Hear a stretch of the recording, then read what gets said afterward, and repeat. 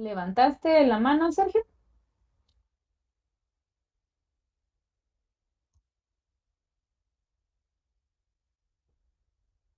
Ah, sí. Va. Bueno, gracias. Sí, miren, aquí vamos como despacito viéndolo una vez, pero yo considero que para que en el examen, considero que el licenciado no es una persona de que quiere los conceptos tal cual, pero sí que tengamos bien claro lo que vamos a escribir, ¿verdad? Si hablamos de Aristóteles, que él postulaba lo que es el realismo, fue discípulo de Platón. Entonces, miren, aquí todo va como en cadena. Empezamos primero con Sócrates. Sócrates fue maestro de Platón y Platón fue maestro de Aristóteles, viéndolo en la cadena de arriba para abajo. Si lo vemos al contrario, Platón fue discípulo de Aristóteles y Aristóteles, eh, y bueno, aquí dice Platón. Ah, bueno, sí, Aristóteles fue discípulo de Platón, va. Es como pareciera como que fuera una jerigonza esto. Si lo vemos del plano contrario, podríamos decir que el primer maestro fue Sócrates, de ahí el segundo Platón y de último Aristóteles. Aristóteles fue discípulo de Platón y Platón fue discípulo de Sócrates. Así sería viéndolo desde la otra perspectiva. Entonces, si Aristóteles fue discípulo de Platón, él afirmaba que el único mundo real es el que se acepta a través de los sentidos. No hay nada que en la mente no haya estado antes que en los sentidos. Él creó la teoría de los conceptos. En contraste con Platón, Aristóteles, que tenía su pensamiento realista e idealista, Platón era idealista, partía del pensamiento, mientras que Aristóteles era realista, partía de la realidad material que los sentidos captan. En pocas palabras podemos decir que para Platón existía todo lo que era real, todo lo que estaba en nuestra mente, ¿verdad? Entonces él partía a través del pensamiento. A diferencia de su de estudiante o su discípulo, que era Aristóteles, él creía que lo que sí era real no era lo que teníamos en la mente, no eran los conceptos que tenían en el pensamiento, sino lo que podíamos percibir con los sentidos, ¿verdad?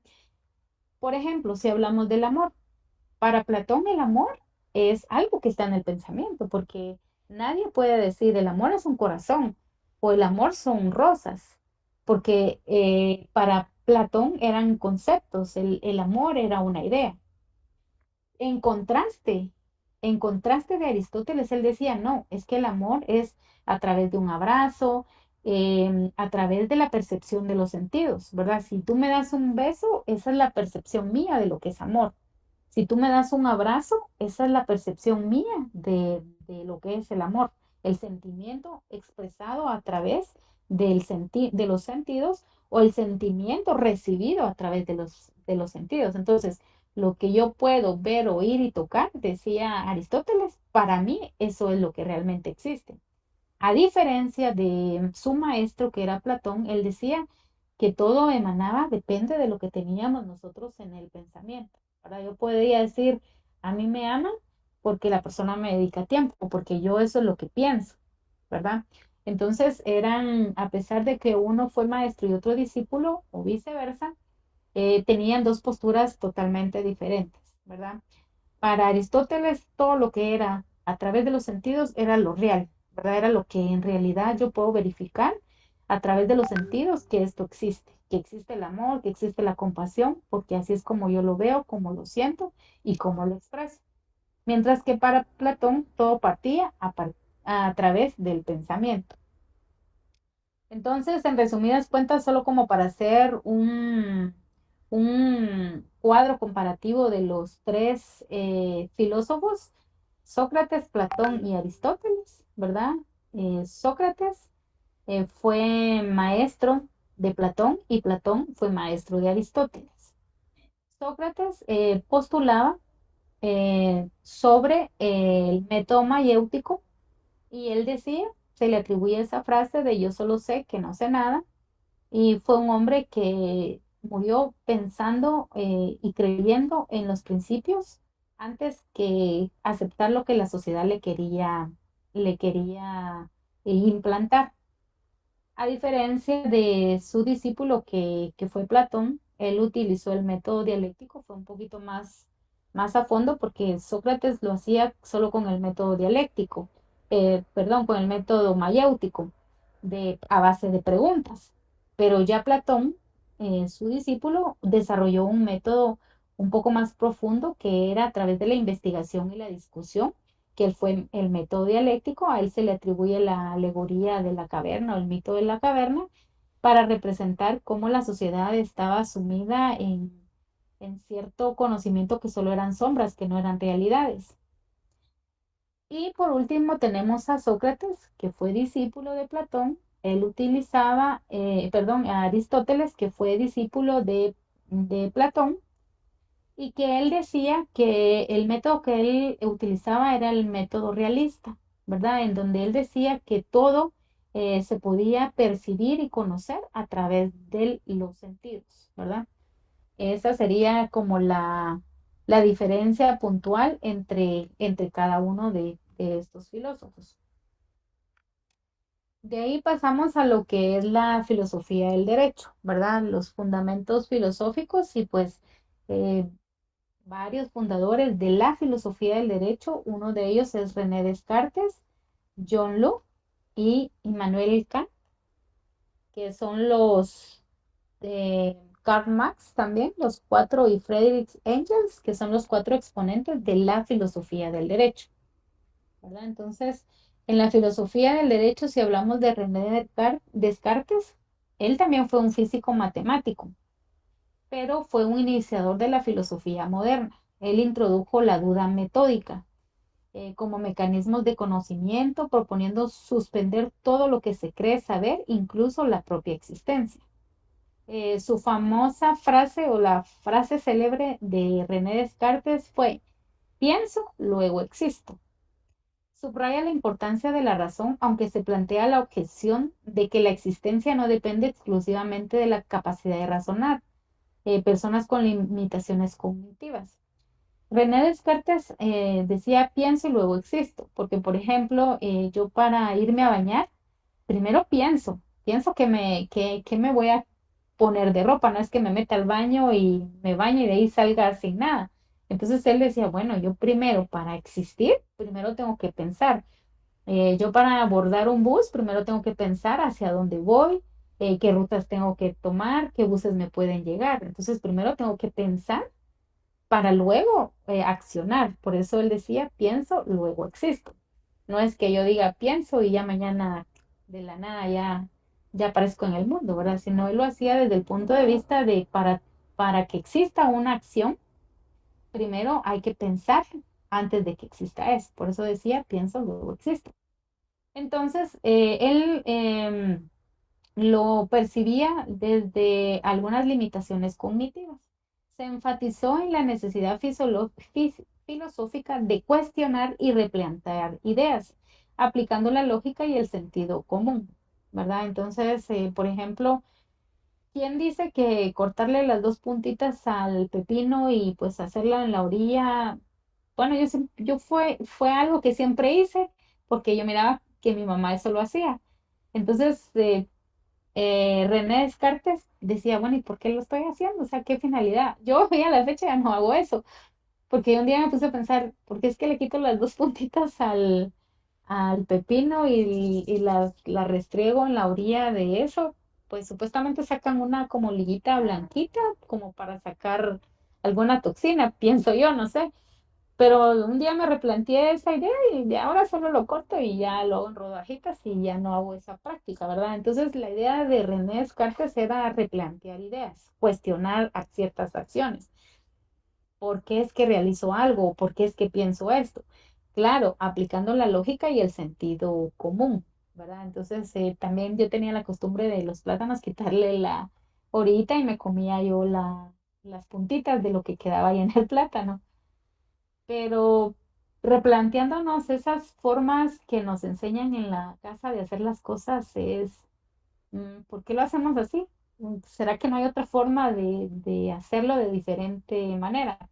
Y así les podría poner un montón de ejemplos porque me ha pasado mucho eso de replantearme ideas. Por ejemplo, para envolver envueltos, por ejemplo, envolver coliflor, brócoli, qué sé yo, digamos envueltos de coliflor.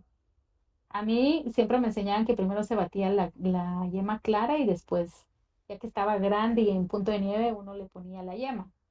Pero un día dije, eso lleva mucho tiempo, porque vieran que a mano hacerlo con un tenedor es bien cansado, con una batidora es súper rápido. Pero de ahí dije, nah, yo voy a revolver todo y así voy a envolver los huevos y a la fecha sí lo hago. O sea, solo les hago estas como estos ejemplos solo para hacer la alusión de René Descartes de cuestionar y replantear las ideas. Obviamente aplicándola en sentido lógico y sentido común. Si a mí, para mí eso es funcional, yo así lo sigo haciendo, me ahorro tiempo y en un santiamén hago envueltos de coliflor. Pero uso mi sentido lógico. Si sí me funciona, pues lo sigo haciendo. Pero si lo hago de esa manera, que revuelvo el huevo todo junto sin hacer esa, primero levantar el huevo, ponerlo en punto de nieve, pero me funciona, sale el huevo envuelto, uso mi sentido común, mejor así me ahorro tiempo y así lo sigo haciendo. Y a la fecha lo sigo haciendo así. Entonces solo es para plantear la idea de René Descartes, ¿verdad? Que él cuestionaba todo y replanteaba ideas, obviamente aplicando la lógica y el sentido común. Ahora para John Locke, que hoy es otro exponente de la filosofía que estamos viendo ahorita de fundamentos filosóficos y filósofos del derecho, John Locke hablaba del empirismo. Es un filósofo inglés que sostenía que las ideas son reflejo de lo que hemos visto y oído. Y fíjense que de alguna manera el empirismo habla de que todo lo hacemos en base a lo que hemos visto y oído, ¿verdad? El empirismo es, bueno, yo cortaba las cositas de los pepinos porque se me lo enseñó mi mamá, yo miraba que ella lo hacía, entonces uno a través de lo que observa, ¿verdad? Escucha, uno así lo hace. Pero comparaba la mente al nacer como un pizarrón en blanco, ¿verdad? Por ejemplo, un niño nace sin conocer el idioma español, sin tener pensamientos, sin articular palabras. Entonces, por eso es que John Locke hacía la alusión de que nacemos como que fuéramos un pizarrón en blanco. ¿Por qué? Porque a través de lo que vemos y oímos, así es como después nos comportamos. En cierta manera, yo sí apoyo la teoría del empirismo porque yo lo he visto, por ejemplo, reflejado en, por ejemplo, las costumbres como mi mamá cocinaba, como mi mamá se vestía. Yo por la forma en que miraba y escuchaba su conducta, sus comportamientos, yo también fui adoptando a través del empirismo, ¿verdad? A través de esos ejemplos vistos y oídos, esos comportamientos o ciertas ideas, ¿verdad? Y surgen de la percepción directa a través de los sentidos. Yo no sé si se han fijado, pero pues a veces como la mamá camina, así camina la hija, o como el papá camina, así camina el hijo. O pónganse ustedes un día y vean cómo caminan ustedes y miren si su papá caminaba así. O vean si su hija tiene algunas conductas muy parecidas a las de su mamá. Yo, por ejemplo, he analizado algunas familias y hay una familia que la señora siempre usa vestidos largos y floreados y las hijas también.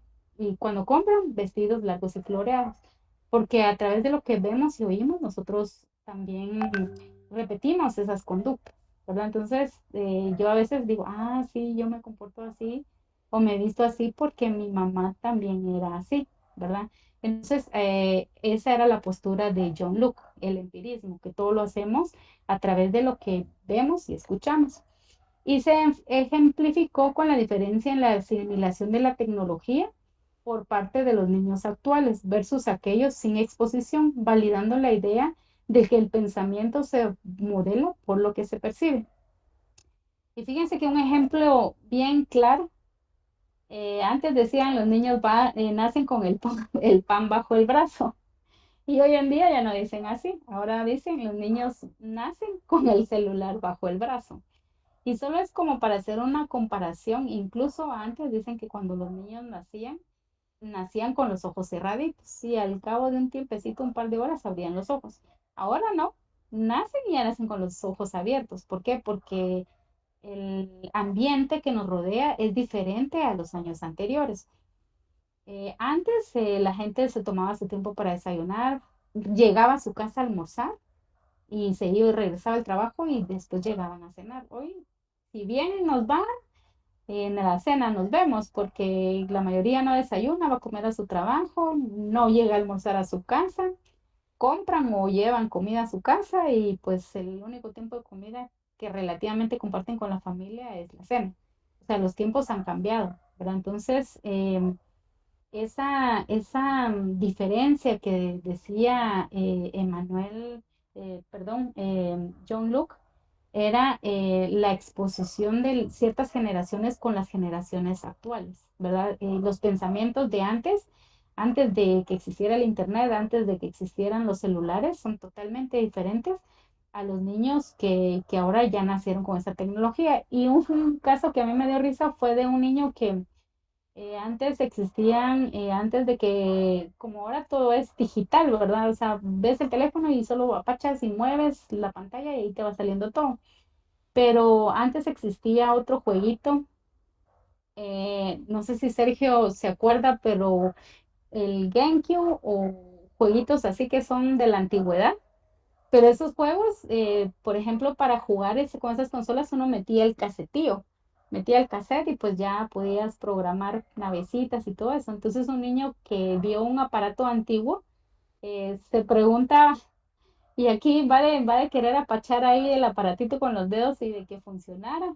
Y hasta que el papá le dijo, no, es que lo que pasa es que este cassette se introduce acá y el niño va a querer tocar el casetillo y moverlo para ver si ahí le salía en la pantalla el juego, ¿verdad? Entonces, según John Locke, la asimilación de las épocas anteriores con las épocas actuales son diferentes. Por eso es que ellos validan las ideas en base a lo que ahora ellos tienen acceso, ¿verdad? Y eso les moldea el pensamiento y las conductas de las personas.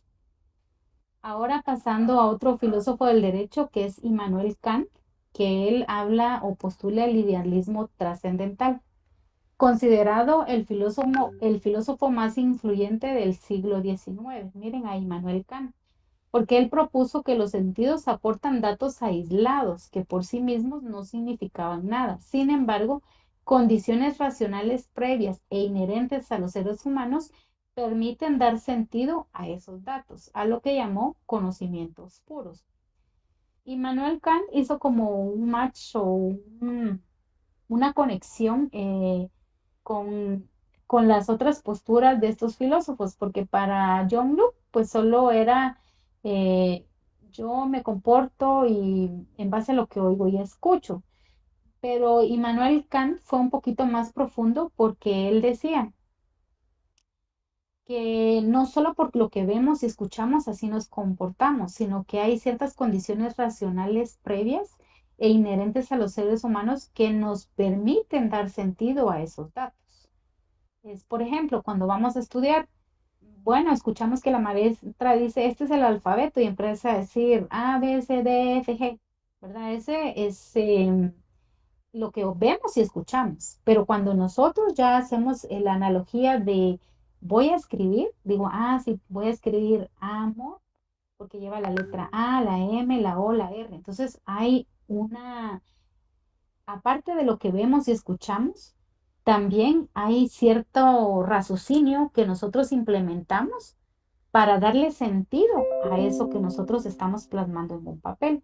Por eso le llamó Immanuel Kant conocimientos puros, hacer la analogía entre lo que vemos y escuchamos, pero poniéndole raciocinio previo e inherentes a las condiciones que nosotros como humanos le damos y a él le llamó conocimiento puro. Fue el filósofo más influyente en el siglo XIX, Immanuel Kant.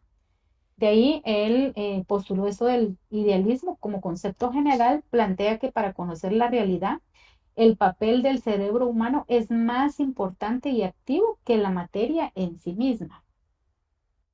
Entonces, miren esto que él postuló del idealismo, dice, plantea que para conocer la realidad, el papel del cerebro humano es más importante y activo que la materia en sí misma. O sea, no solo se trata de aprender conceptos, sino que también se accione el conocimiento humano, el cerebro, y eso es mucho más importante cuando se emplea el raciocinio.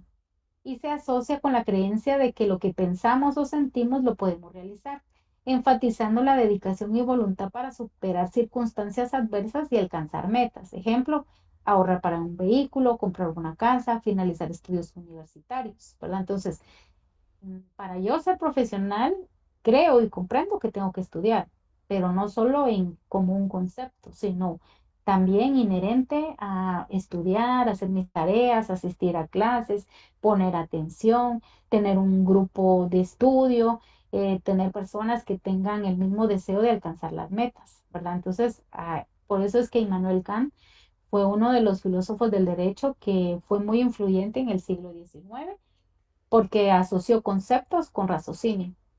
También tenemos el materialismo dialéctico, expuesto por Karl Marx y Friedrich Engels, analizado desde dos perspectivas, la ontología y la epistemología.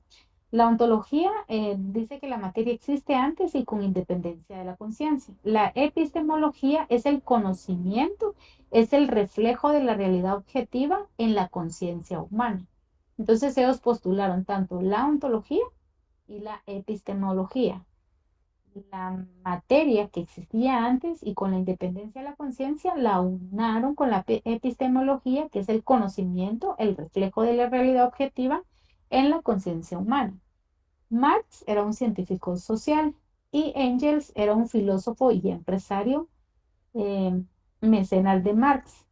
Fueron los máximos exponentes buscando una sociedad sin clases, o sea, el comunismo, con el socialismo como fase previa. Se revisaron ejemplos de regímenes que intentaron aplicar esas teorías, como en Rusia, la Unión Soviética, ¿verdad? Cuba, Venezuela, Corea del Norte, contrastando la teoría con la práctica. Se sometió la perestroika, que era la reforma política, y los glasnost, que era la reforma económica, implementadas por Mikhail Gorbachev en Rusia, que llevaron a la desintegración de la Unión Soviética, y cómo el capitalismo, a pesar de sus críticas, sigue vigente a diferencia del consumismo, del comunismo.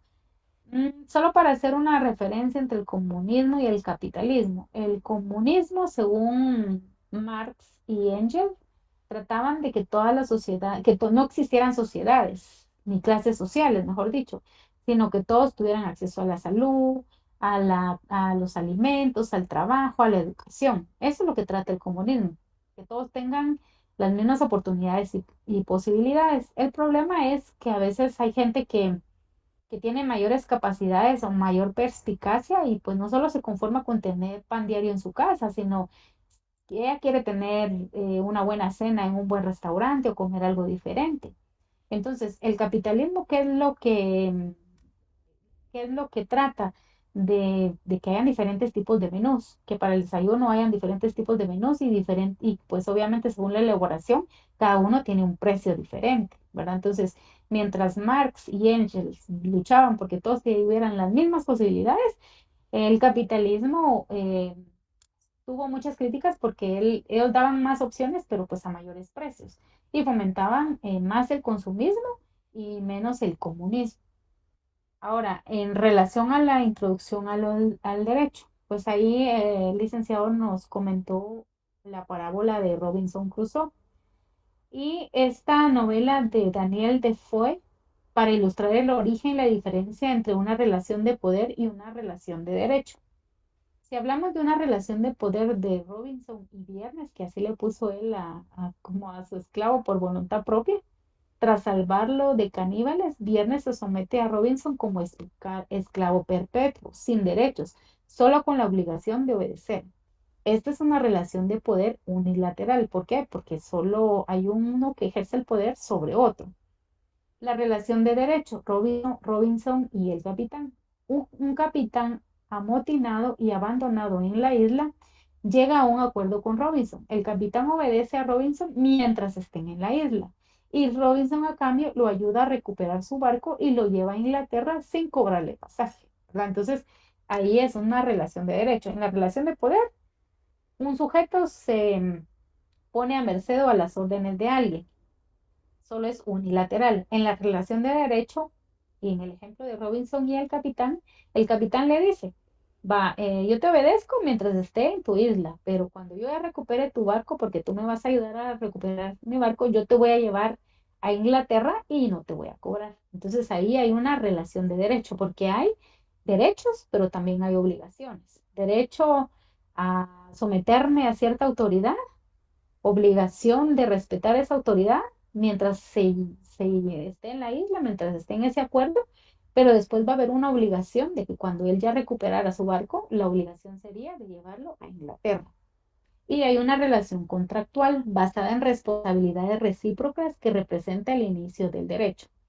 Una relación contractual es un pacto que se puede hacer por palabra o por escrito entre dos personas. En el caso de, por ejemplo, un contrato de arrendamiento, que arrenda el bien inmueble, tiene ciertas obligaciones para el arrendatario, ¿verdad? Dar el bien inmueble en buen estado, con condiciones que estén funcionando. Pero también hay una relación contractual porque la otra parte que está arrendando tiene la obligación de pagar puntualmente su mensualidad del arrendamiento del local, por decirles algo. Entonces, hay una relación contractual porque hay derechos, hay obligaciones, pero basadas bajo ciertos lineamientos.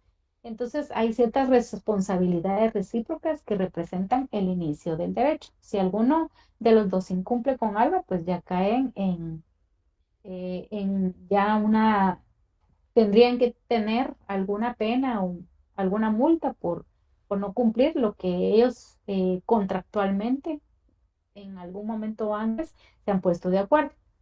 Otra cosa que considero yo que sí o sí va a venir en el examen es qué es anarquía y qué es despotismo. Eh, Antes de ver anarquía y despotismo, miramos lo que es poder.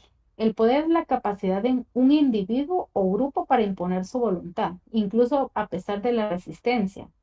Derecho de la fuerza, de Lester Ward, donde los débiles se someten a los fuertes, ¿verdad? En la Biblia dice, los que arrebatan son los que de alguna manera obtienen lo que quieren. Para otros autores decían, prefiero ser temido que amado. Entonces el poder, en resumidas cuentas, es cuando alguien, a pesar de que alguien pone resistencia, él impone su voluntad sobre las personas que son más débiles. Y eso siempre se ha dado de los siglos de los siglos. Siempre una persona impone su voluntad, dice, bueno, se va a hacer esto y esto y lo otro. Algunas personas lo aceptan por voluntad propia, otras no tienen la capacidad de ponérseles al contrario y pues son más débiles. Y al final el que hizo la fuerza, el que hizo la presión, el que no desistió, es el que tiene el poder, ¿verdad? Y todos los demás se someten a ellos. Por eso es que Lester Ward dice el derecho de la fuerza, ¿verdad? Gana el más fuerte. El más débil siempre es el que al final se somete. Ahora viendo estos conceptos que sí considero que van a venir en el examen de qué es la anarquía. La anarquía es la inexistencia de reglas colectivas obligatorias, donde todo el mundo quiere mandar y nadie manda. Resultado en desorden y caos, ausencia de derechos. Solo para darles un ejemplo burdo de la anarquía es, por ejemplo, la anarquía con las personas de un mercado, ¿verdad? Por ejemplo, vienen y dicen, nosotros proponemos la huelga porque aumentaron las verduras, aumentaron esto, pero todos hablan a la vez, ¿verdad? Por eso dicen, ah, este aquí parece puro mercado, porque hacen la alusión del mercado porque todas las personas hablan a la vez, no es que una persona diga, voy a hablar primero yo del dueño del el puesto de la carnicería y después el de las verduras y después el de las frutas, no, sino que la anarquía es donde todo el mundo quiere mandar y nadie manda. O sea, todo el mundo quiere hablar, todo el mundo quiere decir, hagamos esto, lo otro, pero al final nadie obedece a nadie, ¿verdad? Porque no hay reglas colectivas obligatorias. Es como para un examen si hay reglas, ¿verdad? El catedrático dice, eh, pelo recogido, sin smartwatch, sin sudaderos largos, qué sé yo, no se puede usar material de estudio, solo pueden entrar leyes, o sea, podría ser un ejemplo de anarquía, o sea, son reglas obligatorias despotismo. Son reglas que pone alguien y que todos se someten. Ahora, una anarquía es cuando no hay reglas que todos van a seguir, simplemente cada quien hace lo que se le dé la gana. Es como para la salida a un estadio, cada quien si quiere sale por la puerta derecha, por la puerta de izquierda, por la puerta de atrás, por la puerta de enfrente, ¿verdad? Es una anarquía, no hay reglas, cada quien decide, pero al final nadie manda a nadie, ¿verdad? Es un desorden y es un caos, ¿verdad? Es una ausencia de derecho. El despotismo es una forma de gobierno donde una persona o un grupo goza de poder ilimitado sobre sus súbditos, quienes están obligados a obedecer y existe orden, pero basado en el miedo, no en la democracia. Entonces, son posturas totalmente diferentes, porque en la anarquía, a diferencia del despotismo, en la anarquía no hay reglas colectivas obligatorias, todo el mundo quiere mandar, pero al final nadie manda, ¿verdad? Y el resultado es que hay desorden y caos, o sea, hay ausencia de derecho. A diferencia del despotismo, que es como la otra cara de la anarquía, en donde sí hay una forma de gobierno, donde hay una persona que todas sí le obedecen, o un grupo de personas que gozan de ese poder limitado sobre sus súbditos y ellos están obligados a obedecerlo. Existe orden, pero basado en el miedo, no en la democracia, ¿verdad? Es como alguien que diga, este licenciado dice, se hace de esta y de esa manera, y uno por miedo, para que no le anulen el examen, para que no lo saquen del examen, pues uno se sujeta a las reglas, porque es su clase, son sus reglas, ¿va? Entonces, en la anarquía no hay reglas, en el despotismo sí hay reglas, pero es a base de miedo, no es que haya democracia. Y ahí es donde entra el rol del derecho, porque el derecho actúa como un equilibrio entre la anarquía y el despotismo. ¿Por qué trata de que haya un equilibrio entre anarquía y despotismo? Porque si bien es cierto, en la anarquía todo el mundo quiere mandar y nadie manda, o sea, todos quieren intervenir para darle una solución a un problema, pero también deben de usar el despotismo de delegarle, pero por voluntad de la mayoría, el poder a alguien para que los pueda dirigir. Por eso es que en el rol del derecho debe de haber un equilibrio entre los que quieren mandar, pero también deben de existir reglas para que puedan otorgarle el poder a alguien y a través de la democracia elegir quién pueda gobernar y tomar mejores decisiones para las personas. Y su función es poner en orden y establecer claras donde de otro modo reinaría el caos o la tiranía, o sea, los dos extremos. Y se menciona la frase de Montesquieu: todo hombre que tiene autoridad es capaz de abusar de ella, destacando la importancia de la división de poderes y los pesos y contrapesos para evitar el abuso. Por ejemplo, en Guatemala tenemos el poder ejecutivo, el legislativo y el judicial. Y eso es para que haya un equilibrio, ¿verdad? Para que no haya una anarquía de que todos quieran mandar y al final nadie manda, o solo delegarle el poder a una persona o un grupo determinado y que todos nos metamos a esos poderes. Por eso es que el rol del derecho es buscar ese equilibrio entre la anarquía y el despotismo.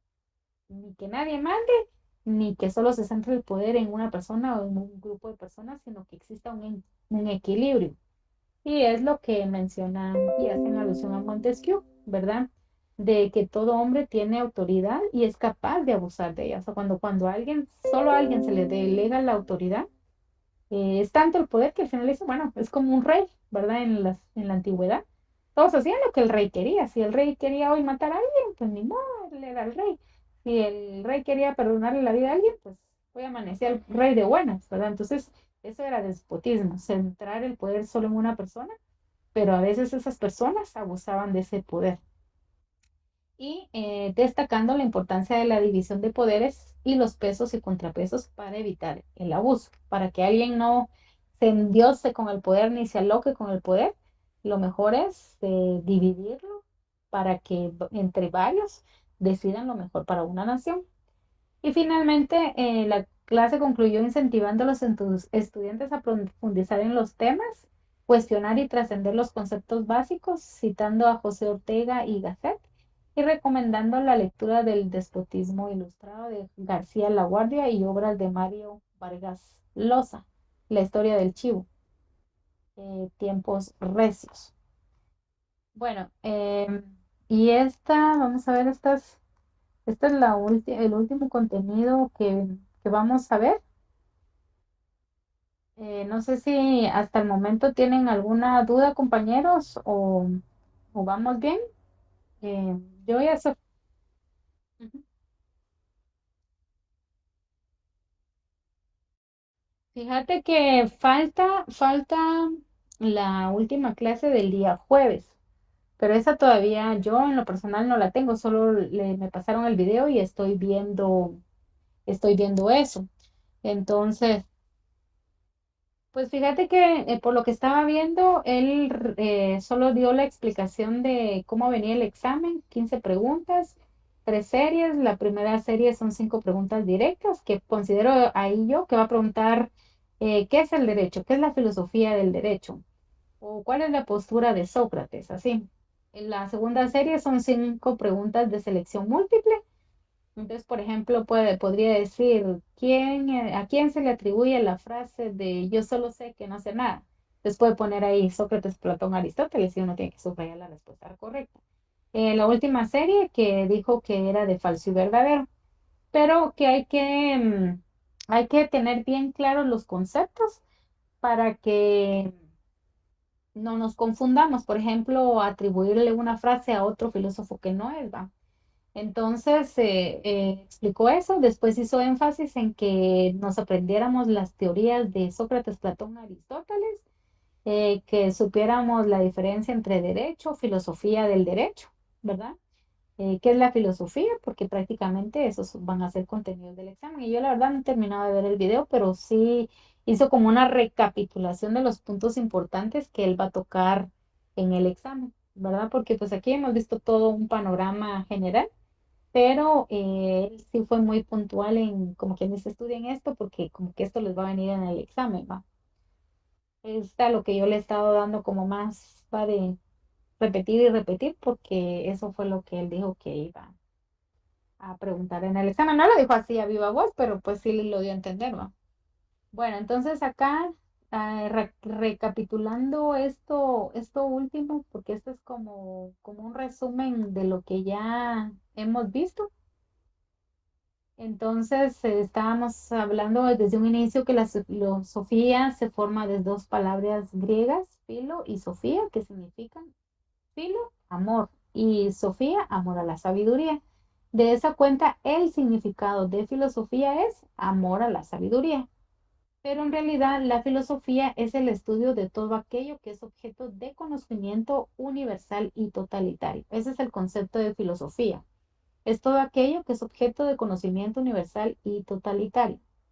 Ahora, ¿qué es la filosofía del derecho? Es una rama de la filosofía general que tiene por objeto investigar y estudiar las cuestiones más complejas de derecho dentro de una perspectiva sistemática general de los conocimientos humanos a efecto de comprender el sentido y la significación de lo jurídico en el contexto de una concepción total y mundo de la vida. Ahora, la ubicación de la filosofía del derecho como rama de la filosofía. Entonces, tenemos ramas de la filosofía. ¿Cuáles son las ramas de la filosofía? La epistemología, la filosofía de la lógica, la ética, la estética y la filosofía de la ciencia. ¿Qué es la epistemología? El estudio de las ciencias. ¿Qué es la filosofía de la lógica? Es el estudio de los sistemas lógicos como campos de ingeniería informática. ¿Qué es la ética? Son las normas que rigen el comportamiento humano. ¿Qué es la estética? El estudio de la percepción de la belleza. ¿Y qué es la filosofía de la ciencia? Es la rama de la filosofía que se encarga de examinar la naturaleza de la ciencia con el propósito de obtener conocimientos válidos. Entonces aquí es como un resumen de todo lo que vimos anteriormente, que es la ontología. Es la que indaga acerca de la existencia de los fenómenos. ¿En qué sentido existen las cosas? ¿Verdad? Entonces la ontología indaga acerca de la existencia de los fenómenos. Mientras la epistemología estudia las ciencias, la ontología indaga de la existencia de ciertos fenómenos sociales. ¿Qué es la filosofía del lenguaje? Es el estudio del lenguaje como sistema de comunicación. ¿Qué es la antropología? Es la que analiza todo lo que rodea al hombre como la totalidad. ¿Qué es la genociología? También llamada teoría del conocimiento. ¿Qué es la lógica? Es la que estudia los principios de la demostración e inferencia válida. ¿Qué es la metafísica? Es la que investiga los principios fundamentales de la realidad, lo referente a nuestra manera de entender el mundo. ¿Qué es la filosofía de la historia? El desarrollo y forma de crear la historia. ¿Qué es la filosofía de las religiones? Disección del contenido de las principales religiones. ¿Qué es la filosofía del derecho? El estudio de normas jurídicas y su relación con la justicia como valor. Tema que oportunamente profundaremos, recorrido histórico sintético, ¿verdad? Entonces aquí vemos los principales postulantes de este recorrido histórico. Primero tenemos el idealismo platónico, que es el idealismo de Platón. En los años 428 a 347 a.C., afirmaba que los sentidos solo captan lo superficial, pero por ello no aporta conocimientos sólidos. La esencia es precisamente lo que no cambia de las cosas, lo que permanece inmutable. Justamente no cambia porque no está en la materialidad. También respecto a las preguntas fundamentales de la filosofía, Platón podría responder lo siguiente: ¿qué existe? Existe un mundo material engañoso que cambia constantemente, pero el mundo verdadero, el de la esencia de las cosas, es un mundo ideal. ¿Qué podemos conocer?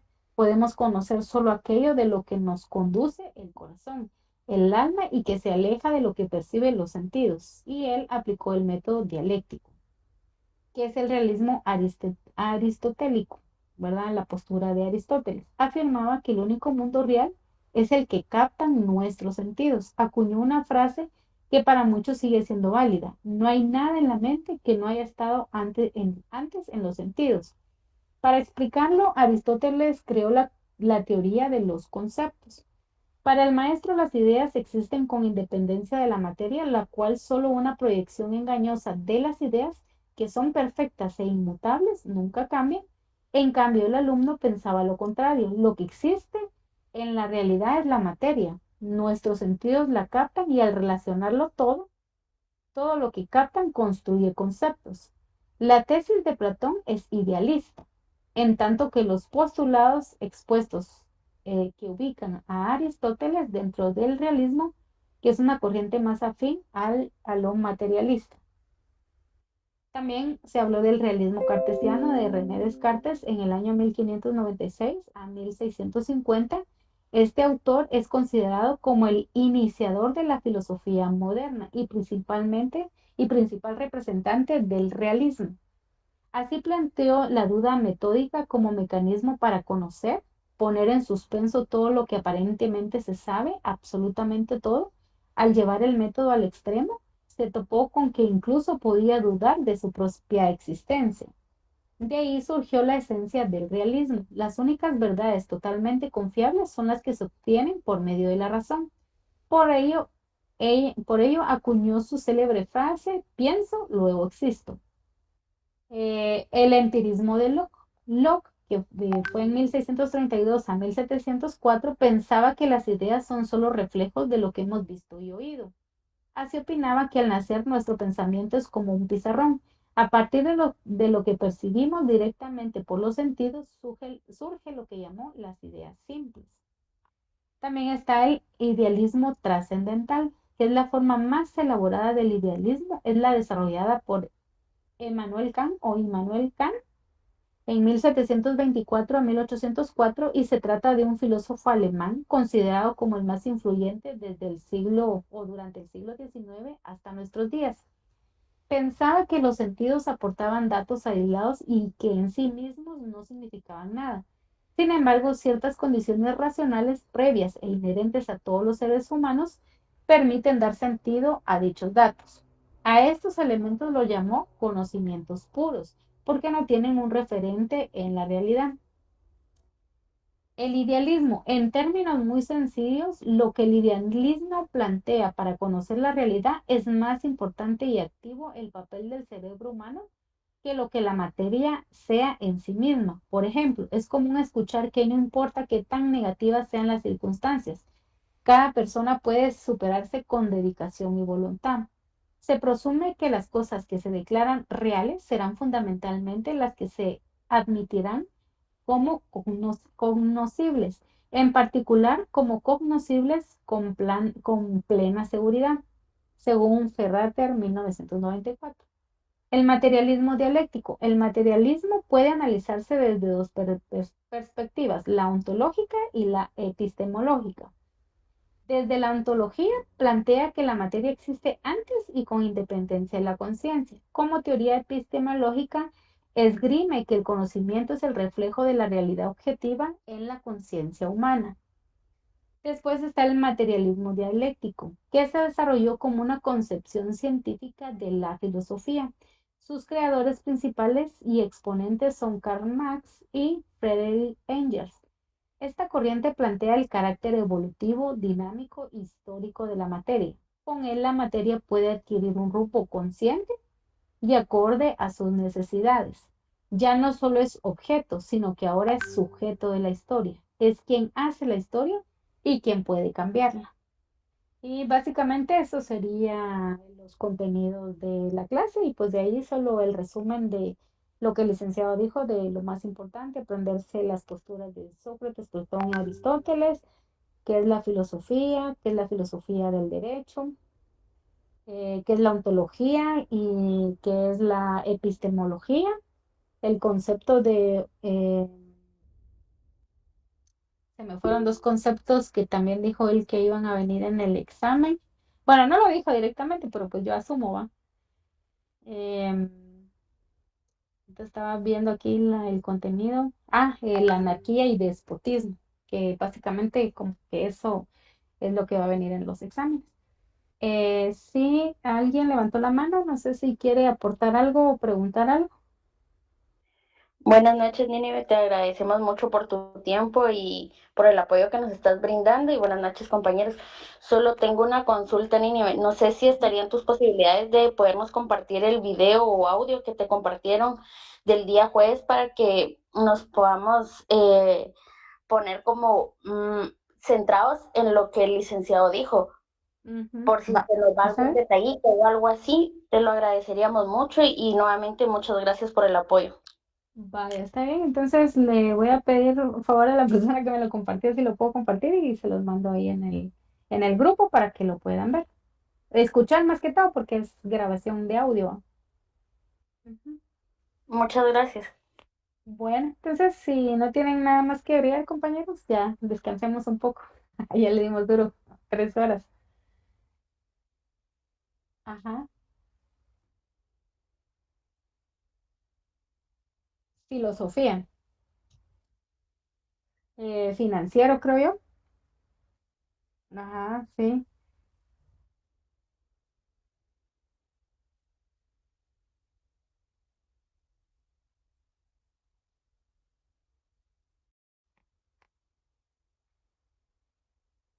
Ah, va. Está bien, gracias, Sergio. Sí, pues así mañana repasamos financiero, porque esos son los primeros dos exámenes. Ujú.